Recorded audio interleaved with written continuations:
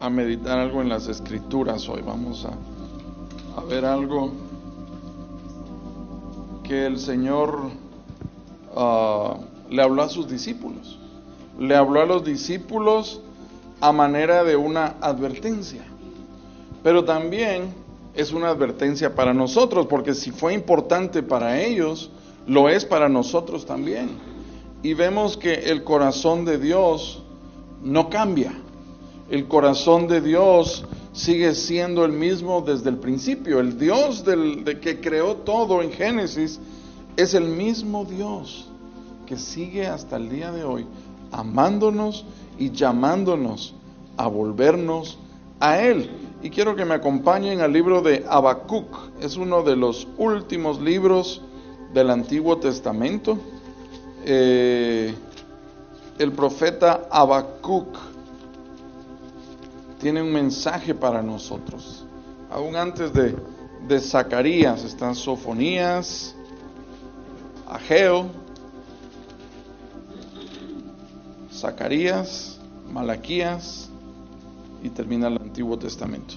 Pero el profeta Habacuc está hablando con el Señor, está presentando, dice él, una queja delante de Dios y está abriendo su corazón. Y hermanos, Dios no se enojó con él porque él abrió su corazón. Nosotros podemos acercarnos a Dios y hablar con Él y abrir nuestro corazón con libertad, sin esperar que va a caer un rayo del fuego y nos va a partir. ¿Cuál es el secreto? La actitud con que nos presentamos delante de Dios. La actitud con que nosotros abrimos nuestro corazón delante de Dios. Señor, tengo esto adentro, me causa malestar. Señor, me incomoda o no me gusta o me preocupa. O Señor, ayúdame. Aparte es reclamar y pelear con Dios. Eso es otra cosa. Eso aleja la gracia de Dios de nuestras vidas. Pero el profeta Habacuc empieza hablando y diciéndole al Señor: Señor, mira las maldades que se hacen. Ahora, entendiendo el contexto, Habacuc era alguien del pueblo de Dios, del pueblo de Israel, y él está abriendo su corazón delante de Dios. Señor, mira lo que hacen, mira cómo caminan. Señor, mira las maldades del país, mira cómo han abandonado tus juicios. Y él está molesto con esto. Y Dios le da la respuesta. Dios le muestra lo que va a suceder en el futuro. Y le muestra una visión. Y le dice: los caldeos van a llegar. Los caldeos van a llegar y van a tomar el país.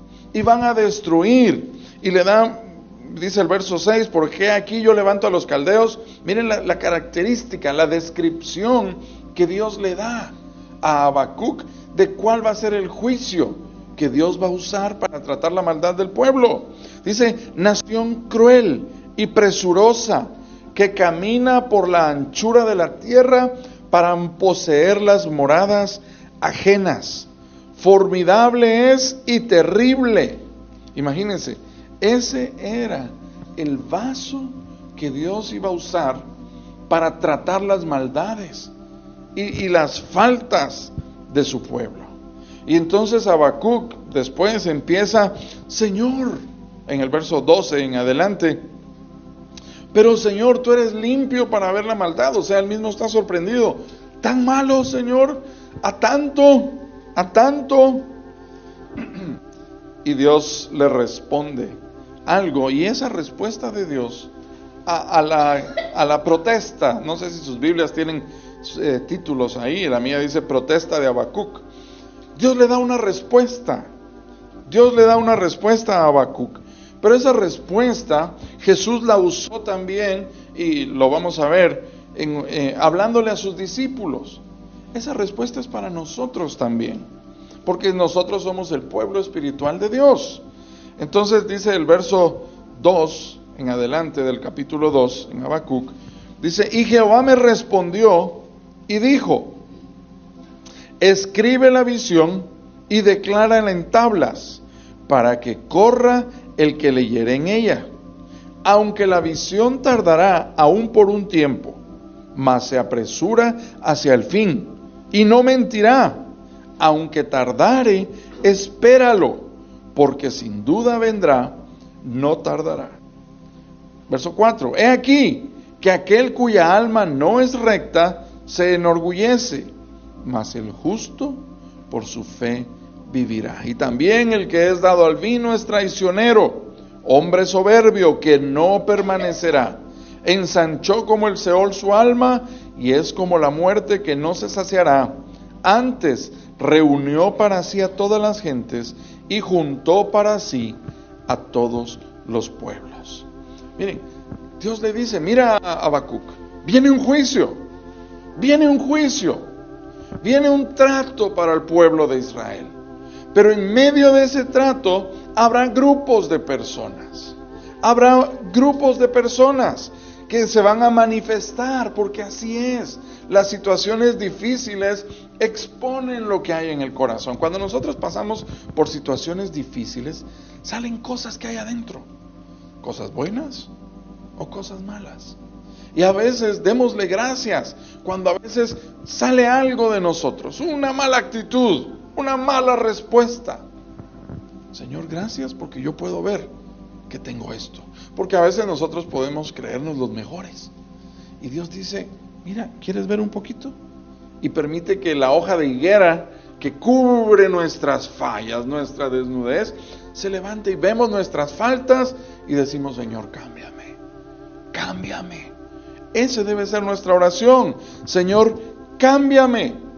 Pero Dios le está mostrando y Dios le dice, mira Habacuc, aunque no veas que se cumple, ahí en el verso 3, la visión se va a tardar. Lo que te he mostrado se va a tardar. No se va a cumplir inmediatamente, pero se va a cumplir. Se va a cumplir. Dice, no mentirá. Aunque tardare, espéralo. Aunque se tarde, aunque tú veas que nada pasa, que la maldad del pueblo sigue subiendo, espérate, Habacuc, yo lo voy a cumplir. Y Dios lo cumplió. Dios lo cumplió y los caldeos tomaron la nación. Pero para nosotros, hermanos, es esa palabra también. ¿Alguna vez Dios nos ha hablado algo y no se ha cumplido? ¿Pero qué pasó si el Señor me dijo que se iba a sanar? O yo creía que Dios iba a levantarlo. O yo creía que Dios iba a proveer para mí en esto. Y no sucedió. ¿Qué pasó? ¿Dios falla? Y a veces, hermanos, podemos vivir como cristianos resignados. Hay una desconexión entre nuestra vida normal y nuestra vida espiritual. Sí, yo creo en Dios, yo voy a la iglesia, yo busco a Dios, pero en sí yo no creo que Él vaya a responder a mis necesidades, a mi urgencia de un trabajo, de salud, de un problema familiar. No creo que Él responda a esas cosas. Dios es para orar en la iglesia y cantarle, porque Él no responde.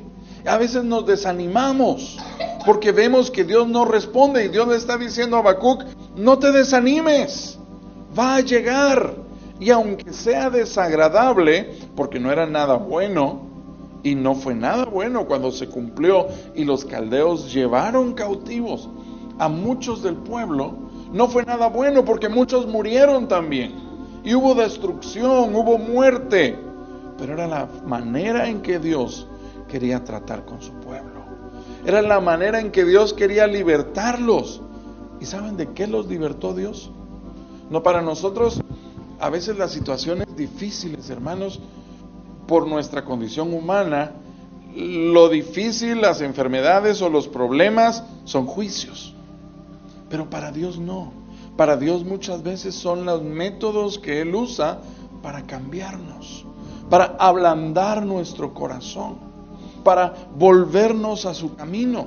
El pueblo de Israel había caído en una idolatría grande, grande. Y Dios nos da, dice la Biblia, que Él da el deseo de nuestros corazones. Y Dios les dio. ¿Ustedes quieren ídolos? ¿Ustedes quieren buscar ídolos? ¿Ustedes quieren servir a los ídolos? Perfecto. Sirvan a los caldeos entonces. y los llevaron los caldeos, los capturaron. Y los caldeos era una de las naciones más idólatras de ese tiempo. Y en ese lugar Dios trató al pueblo de Israel. Y saben que desde ese tiempo en el cautiverio, en el tiempo de Daniel, Ezequiel, y hermanos, desde ese tiempo no volvemos a encontrar en las Escrituras que el pueblo de Israel haya tropezado con idolatría. Dios tuvo que tratar eso. ¿Cómo? Llevándolos a un pueblo idólatra. Sí, después se desviaron, abandonaron al Señor, pero ya no por ese punto. Dios les dio victoria. Dios les dio victoria en esa área. Y a veces a nosotros así va a pasar. Dios va a tratar con nosotros en un área para darnos victoria. Y después viene otra etapa, viene otra lucha. Y vamos por partes. Vamos avanzando en el camino del Señor. Ahora, aquí vemos tres grupos. Yo puedo ver aquí en la respuesta de Dios a Habacuc, tres grupos. Yo quiero enfocarme en uno de esos grupos hoy. Primero veo que dice, mira, esta visión escribe en las tablas y es para que el que lea en ella corra. El que lea en esta carta, en esta visión, va a correr. El que no lea, pues simplemente no está interesado. Y el primer grupo que yo veo es los que no están interesados en Dios. Ni les interesan. Habacuc recibió una visión. Habacuc escribió una visión y está disponible. El que quiera leerla, que la lea. Pero no les interesa. No les interesa. Entonces, Habacuc tiene esa carta de Dios solo para los que están interesados. Hay un grupo que no quiere. Están en el pueblo de Dios, pero ni creen en Dios. Están por costumbre, les da lo mismo. Y son iguales a cualquier persona en el mundo allá afuera. Yo sí voy a la iglesia, yo sí estoy en la iglesia, pero afuera soy yo también, ¿verdad? Y así es el primer grupo. Le dice, no, esta visión es para los que lean, para los que quieran tomarse el tiempo de leer. Y entonces, hermanos, a veces hay personas que ni siquiera están interesados en leer la Biblia, en buscar al Señor, en caminar con el Señor, en aprender sus mandamientos. Y ese grupo ni cuenta. Después, yo veo que hay otro grupo. Dice, mira, hay esta visión, léela para que corran, pero espéralo, le dice, espéralo. Y en el verso 4 nos muestra dos grupos, y yo quiero enfocarme en uno de ellos. Dice, he aquí que aquel cuya alma no es recta, se enorgullece, mas el justo por su fe vivirá. Hay otro grupo que lee la visión, responde a la visión de Habacuc, responde a lo que Dios le muestra, responde a la palabra de Dios, al llamado de Dios, pero pasa algo. Dice, se enorgullece. Aquel cuya alma no es recta, se enorgullece. Yo quiero que meditemos hoy en este grupo, porque dice, mas el justo por su fe vivirá. Y qué bonito, repetimos eso, mas el justo por su fe vivirá. Pero ¿cuál es el otro lado de esa moneda? ¿Qué pasa entonces con el que no es justo? Si el justo por la fe vive, el que no es justo recibe muerte, recibe castigo. Y ahí es donde yo quiero que veamos eso, para no estar en ese grupo, para no estar y pertenecer a ese grupo. ¿Saben qué dice otra versión? Otra versión de ese verso dice, el que se cansa de esperar el cumplimiento de la visión, no se comportará conforme a ella. Mire esa traducción. El que se cansa de esperar el cumplimiento de la visión, no se comportará conforme a ella. En otras palabras, leyeron lo que Habacuc recibió. Y sí, vamos a correr, Habacuc, vamos a cambiar. Pero Dios le dijo a Habacuc la palabra clave: espera, espera. Y nosotros queremos que Dios responda como en el microondas. 30 segundos y ya está caliente. No, otros 30 porque le faltó. Y ya oré, Dios tiene que responder en cuestión de 15 minutos. Y si al día siguiente no responde, me desanimo. Y si las cosas no salen como yo pensé, me desanimo. Y si los problemas en lugar de disminuir aumentan, me desanimo. Hermanos, ¿cómo estamos caminando nosotros? ¿Somos de este grupo que se cansa de esperar? ¿Podemos nosotros esperar por un corto tiempo y después desanimarnos? ¿Cuál es el riesgo de pertenecer a este grupo? Ahora acompáñenme y después regresamos a Habacuc, a Mateo capítulo 24. Jesús habló de este grupo. Jesús habló del grupo de aquellos que se cansan de esperar. ¿Y cuál es el contexto de Mateo 24? El tiempo del fin. El tiempo del fin. Vamos a leer ahí en Mateo 24. Mateo 24, verso 45. Porque no estamos exentos nosotros de desanimarnos también con los problemas que vienen, con los problemas de la vida. Mateo 24, verso 45. ¿Quién es pues el siervo fiel y prudente, al cual puso su Señor sobre su casa para que les dé el alimento a tiempo? Bienaventurado aquel siervo al cual, cuando su Señor venga, le halle haciendo así. De cierto os digo que sobre todos sus bienes le pondrá. Pero si aquel siervo malo dijera en su corazón, mi Señor tarda en venir, y comenzare a golpear a sus consiervos, y aún a comer y a beber con los borrachos, vendrá el Señor de aquel siervo en día que éste no espera, y a la hora que no sabe, y lo castigará duramente, y pondrá su parte con los hipócritas. Allí será el lloro y el crujir de dientes. Miren, hay una demora. Hay una demora. Dice que están estos siervos. Y dice, se tardó el amo. Se tardó en llegar. Y uno de ellos siguió fiel. Y él está poniendo los dos ejemplos. El que sigue fiel recibirá su recompensa. El que sigue haciendo lo que le fue encomendado recibirá su recompensa. Pero otro, dice, se cansa de esperar. Él tarda en venir. Mi Señor tarda en venir. Y empieza a golpear. Empieza a beber, a juntarse con los borrachos, dice.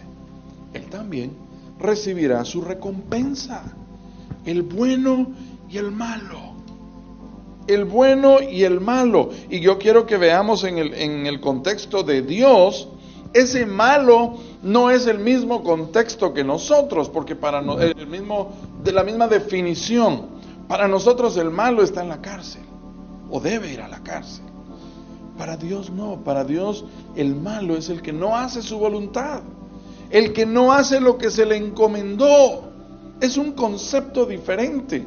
Y yo quiero pertenecer al grupo de los fieles. Yo quiero, pero ¿qué necesito? Recibir el consejo de Dios. Entonces, hay una demora. Hay una demora. Dios le dice a Habacuc, te di esta visión, Habacuc, pero se va a tardar. Espérala. Espérala, Habacuc. Espera que se va a cumplir. No lo dudes. No lo dudes, porque si yo te dije, se va a cumplir. Y hermanos, a veces nos pasa a nosotros. Las demoras no son agradables. Cuando Dios no responde, cuando Dios se demora en respondernos, nuestra fe es probada. ¿Cuánto nos gustaría solo orar y que nuestra necesidad sea respondida? ¿A cuánto nos gustaría que solo oráramos y con cerrar los ojos ya se solucionó el problema? Pero muchas veces oramos y el problema sigue ahí. Y el problema sigue ahí. Y el problema sigue ahí.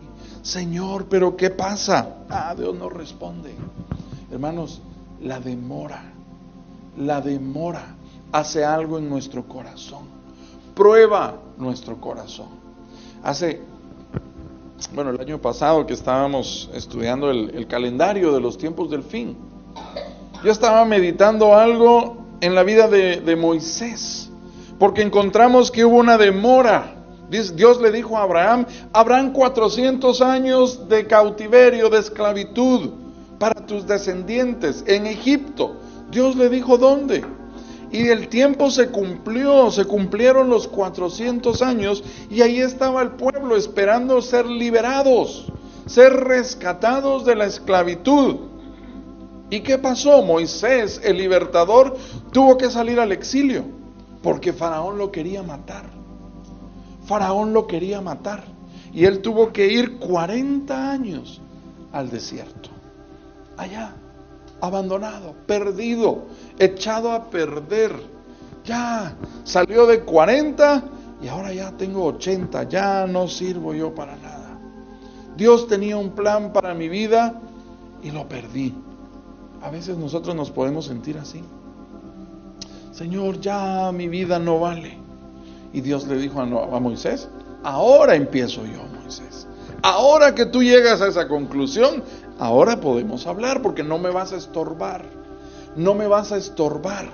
Pero yo me di cuenta de algo, estudiando eso y meditando, ¿por qué Moisés mató al egipcio? ¿Por qué Moisés se metió a defender al egipcio? Él ocupaba un alto cargo. Él tenía una posición muy alta dentro de la sociedad y del ejército egipcio. Él pudo haber dado órdenes. Él pudo haber enviado a alguien a intervenir y hacer cambios. Mira, a fulano quiero que ya no lo pongan en ese trabajo, quiero que lo manden al otro lado del país y a un trabajo pesado y poner a alguien mejor acá. ¿Por qué Moisés intervino? ¿Por qué él mató a ese egipcio? Y yo me di cuenta, hermanos, que Moisés conocía, dice la Biblia, que él renunció, él rehusó ser llamado hijo de la hija de Faraón. Él entendía su llamamiento, él entendía lo que Dios tenía para él.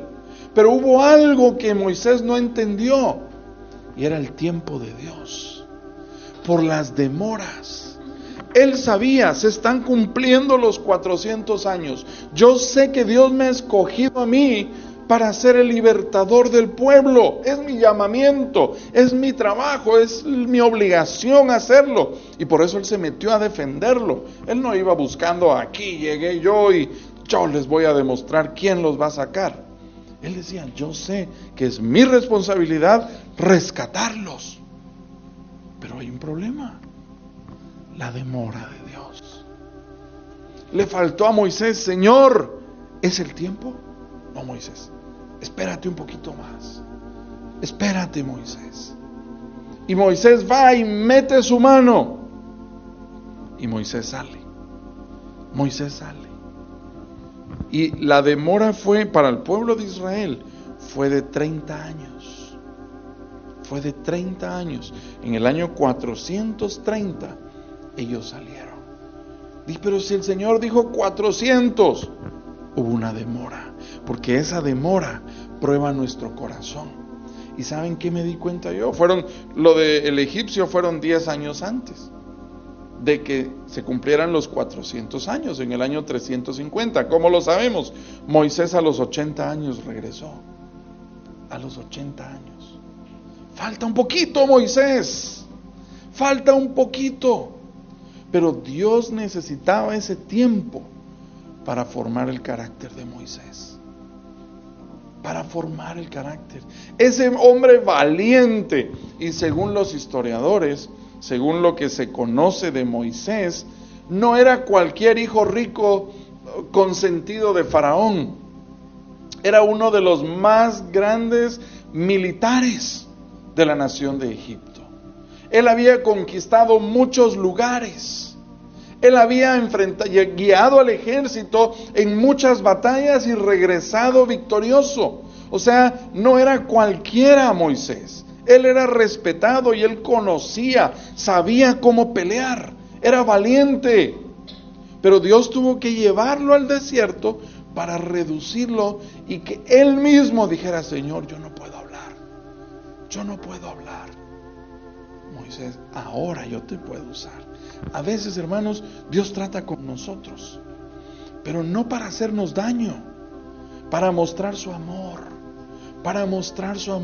para que ese brazo fuerte que nosotros tenemos sea reducido y podamos decir: Señor, de ti dependo.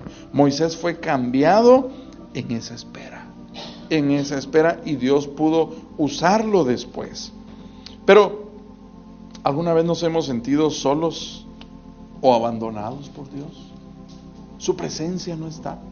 Es que no está. Incluso podemos pensar: ¿será que soy salvo? ¿Será que soy salvo? Porque no me siento nada espiritual.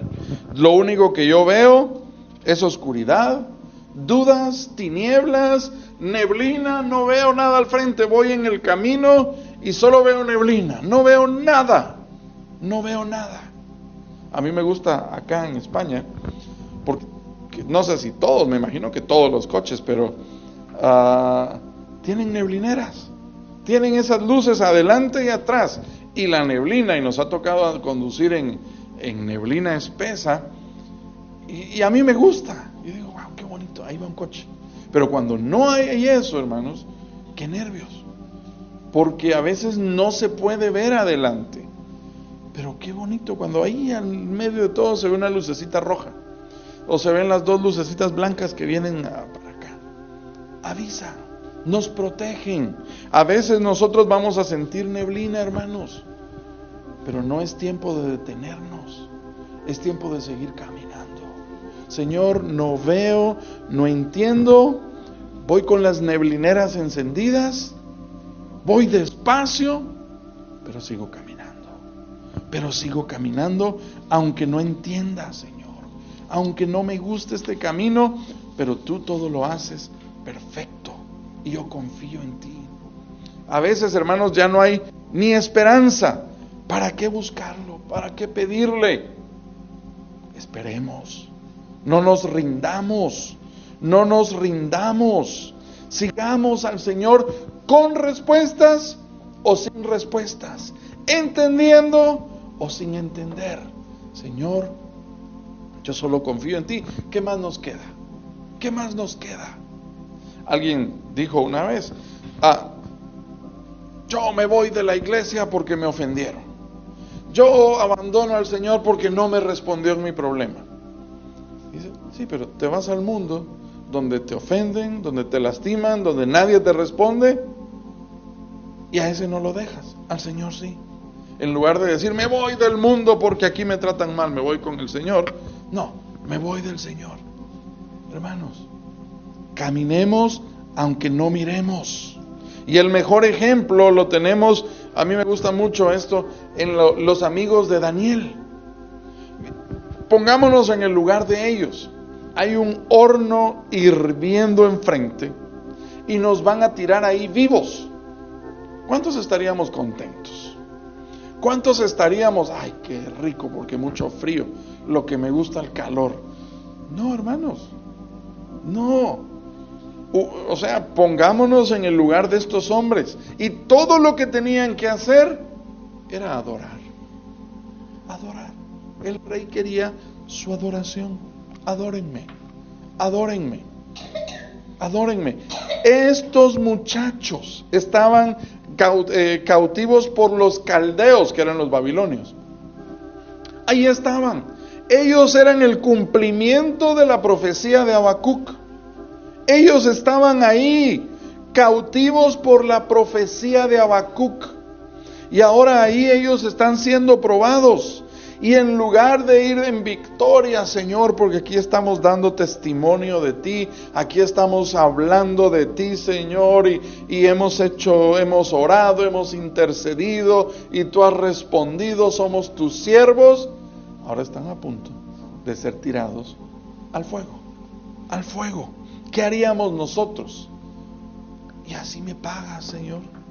Tanto ayuno, tanta oración, Señor, tanta intercesión, y me van a tirar al fuego. Señor. Miren la respuesta de estos hombres. Le dijeron al rey, el que tenía el poder, el poder y la autoridad para salvar sus vidas, ellos les dijeron: he aquí nuestro Dios, a quien servimos, puede librarnos del horno de fuego ardiendo. No tú, rey, tú no tienes esa autoridad, tú eres el rey, tú estás puesto ahí, pero Dios decide, Dios decide. Y le dice: Él, nuestro Dios, tiene más autoridad que tú, y Él puede librarnos del horno de fuego ardiendo, y de tu mano, oh rey, nos librará, porque si morimos, tú ya no puedes hacer nada por nosotros, y si quedamos vivos, yo a Él lo sigo, yo a Él lo sirvo. Oh rey, de tu mano nos librará, y si no nos libra, sepas, oh rey, que no serviremos a tus dioses. En otras palabras, si yo quedo vivo, rey, yo sirvo a mi Dios. Si yo muero, yo sirvo a mi Dios, pero a ti no. Oh rey, dice, que no serviremos a tus dioses, ni tampoco adoraremos la estatua que has levantado. Hermanos, no vivamos nuestra vida, en cualquiera que sea nuestra circunstancia, que si las cosas salen para bien, busco a Dios. En lo bueno o en lo malo, podemos encontrar a Dios. En los montes o en los valles, en las dificultades o en las bendiciones, podemos encontrar al Señor. La demora afectó a este hombre en la parábola de Mateo 24. Sí, él salió afectado. Entonces, para definir al hombre malo, ¿quién es un hombre malo para Dios? Dice que en su corazón dice: mi Señor tarda en venir. Dicen que viene, dicen que el Señor viene, dicen que el Señor va a visitar, dicen que el Señor va a tocar, pero a mí no pasa nada, no pasa nada. Menosprecia las cosas de Dios. Un hombre malo, dice, golpea a sus consiervos. ¿Cuál es el primero y grande mandamiento? Amar a Dios, amar a Dios. Y el segundo, amar al prójimo. Dice, él empieza a golpear a sus consiervos, a maltratarlos. ¿Cómo podemos nosotros hacer eso? Con nuestras palabras, con nuestras acciones, con nuestras miradas, con la murmuración o con el chisme. Podemos golpear a otros. Eso para Dios es alguien malo. Alguien que anda lastimando. Alguien que lastima a otros. Para Dios es malo. Esa persona es malo, hermanos. Que Dios ponga guarda a nuestra boca. Que Dios ponga guarda a nuestra boca. Y después dice la tercera característica del hombre malo: come y bebe con los borrachos, se entrega a placeres. Ahora sus amigos son los del mundo. Ya no quiere estar con los hermanos, quiere estar con los que están allá afuera. Él quiere tener compañerismo con el mundo. ¿Con quién nos juntamos? ¿Quiénes son nuestros amigos? Dice Habacuc 2:4: el que se cansa de esperar el cumplimiento de la visión, no se comportará conforme a ella, pero el aprobado por Dios vivirá por su fe. El aprobado por Dios. Hemos orado, hemos pedido algo a Dios y no se ha cumplido. ¿Hay algo que nosotros le hayamos pedido a Dios recientemente y vemos que como que en lugar de mejorarse se empeora la situación? Levantemos nuestro ánimo.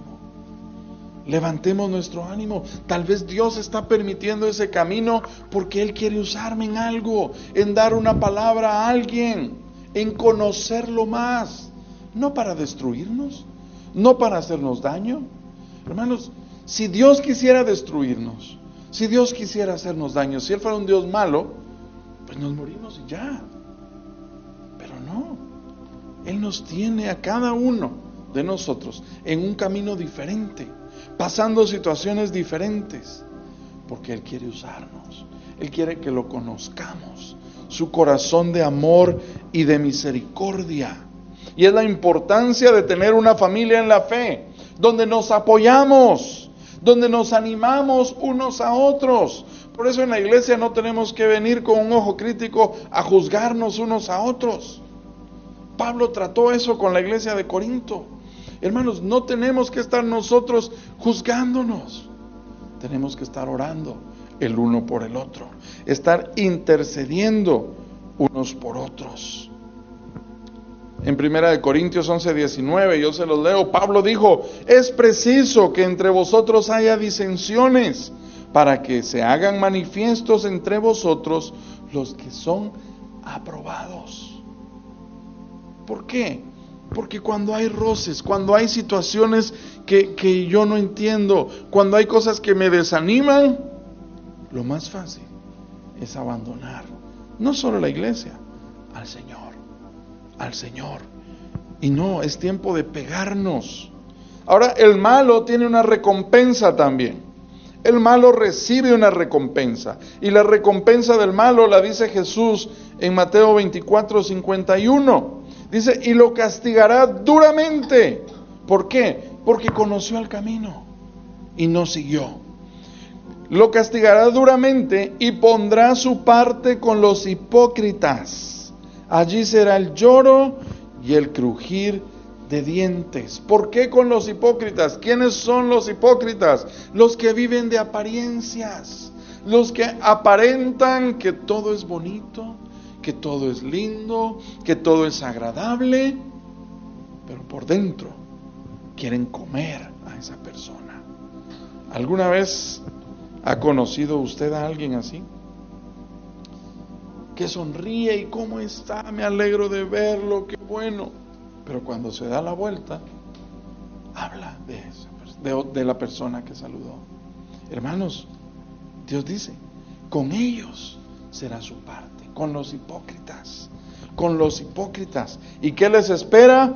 Dice, el salir, y ahí será el lloro y el crujir de dientes. No queremos ese final. Yo no quiero ese final. ¿Y cómo evito ser eso? Porque la maldad está en nosotros. ¿Cómo evitamos eso? Jeremías, en este mismo tiempo de Habacuc, en el cumplimiento cuando los caldeos llegaron y se los llevaron, Jeremías escribió en Lamentaciones 3:24, mi porción es Jehová, dijo mi alma, por tanto, en él esperaré. Y Job también, en medio de todos sus sufrimientos, de todas sus enfermedades, Job dijo, he aquí, aunque él me matare, en él esperaré. ¡Qué confianza!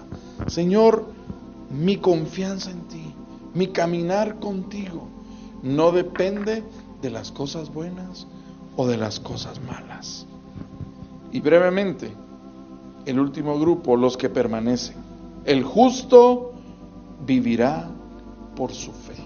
Y nosotros hemos entendido ese verso como que vamos a vivir por fe, vamos a sobresalir por fe, vamos a pasar las batallas por la fe. Pero no es el sentido de lo que Dios está diciendo aquí. No es el sentido de lo que Dios quiere decirnos, no es el mensaje que Dios está dando al justo. El justo vivirá por su fe. Hermanos, en el original se entiende más. Es como que va a ser llamado el justo a cuentas. Va a ser llamado y le dirán, quiero ver tu fe. Aquí está, Señor. Quiero ver tu fe. ¿Cuánta fe tienes? ¿Cuánta fe tienes? Ese va a ser el examen. Y el que tenga fe, vivirá. El que tenga fe, es la traducción de la palabra ahí en el original. El que tenga fe, muéstrame tu fe. Santiago lo explica mejor en el capítulo 2, verso 17 al 18. Dice, así también la fe, si no tiene obras, es muerta en sí misma. La fe necesita obras. Pero alguno dirá, tú tienes fe y yo tengo obras. Muéstrame tu fe sin tus obras y yo te mostraré mi fe por mis obras. La fe, hermanos, no es algo mental, no es creer. Usted crea que se va a sanar, crea que se va a sanar y se muere. Y la enfermedad no se va, porque no se trata de creer. Es que no se sana porque no tiene fe. Es que usted no tiene fe, por eso está enfermo. Hermanos, no es así. No es por creer. La fe no es por creer.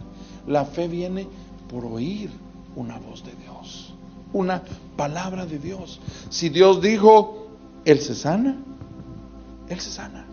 Aunque los médicos digan que no ven esperanza para esa persona sale de ahí, porque no es la voluntad de Dios. Entonces el justo por su fe vive. Señor, tú dijiste, y yo te creo. Yo te creo. Por eso no depende de las circunstancias. Habacuc, no te desanimes si no se cumple lo que yo te dije. Tú créelo, porque yo lo dije, y como yo lo dije, se cumplirá. Ay, Habacuc, y a muchos de los profetas pasaron eso. No se está cumpliendo lo que tú dijiste. Eres falso profeta. Dios lo dijo, y yo me mantengo. El justo por la fe vive. La fe no es una creencia, no es una forma de pensar. La fe no es una religión tampoco. La fe es una vida que solo puede llegar por oír la voz de Dios, por buscarlo. Y si usted quiere fortalecer su fe, necesita buscar una palabra de Dios. Necesita pasar tiempo en las Escrituras. Necesita hablar con Dios. Necesita pedirle, Señor, enséñame, ¿cómo es eso de oír tu voz? ¿Cómo puedo yo reconocer tu voz, Señor? La fe va de la mano con obras, con acciones. Por eso aquí el siervo fiel, dice, estaba haciendo lo que su Señor lo dejó haciendo. Eso nos mantiene vivos. Y algo muy importante, hermanos, y con esto podemos terminar y podemos fortalecer nuestra fe, y es una de las cosas que nosotros podemos hacer, es interceder por otros, orar por otros. Pareciera que orar no es suficiente. No, es que hay que actuar. Sí, claro, pero muchas veces solo podemos orar. La mejor ayuda es orar y mover el corazón de Dios. Y podemos aprender. Y no fue a propósito que habíamos pensado poner peticiones de oración en el Noti.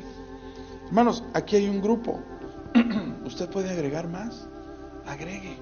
Yo me he dado cuenta que en la medida que nosotros llevamos la carga por otros, mi carga se hace más ligera. Y empezamos a ver que hay otros que están pasando situaciones más difíciles. Y yo puedo orar por ellos, yo puedo interceder, Señor, ayúdalos, encuéntralos, guárdalos. Y Dios empieza a llevar mis cargas. Guarden esta lista y agregue usted a esta lista las cargas que Dios ponga. Y si no sabe quién más, pídale, Señor, ¿por quién más puedo orar? ¿Por quién más puedo orar? Ora en las calles. Hermanos, ¿cuántas personas hay ahí necesitadas? Señor, a esta persona que está pidiendo, ayúdalo, encuéntralo. ¿Cómo están nuestras obras?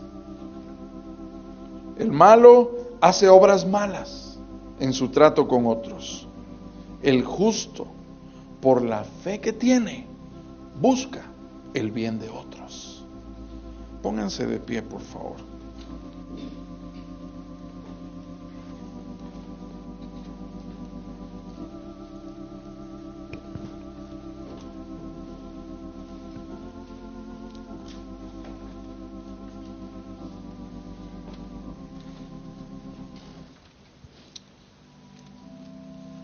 Yo quiero que, si hay alguien desanimado o cansado, cobre fuerzas en el Señor.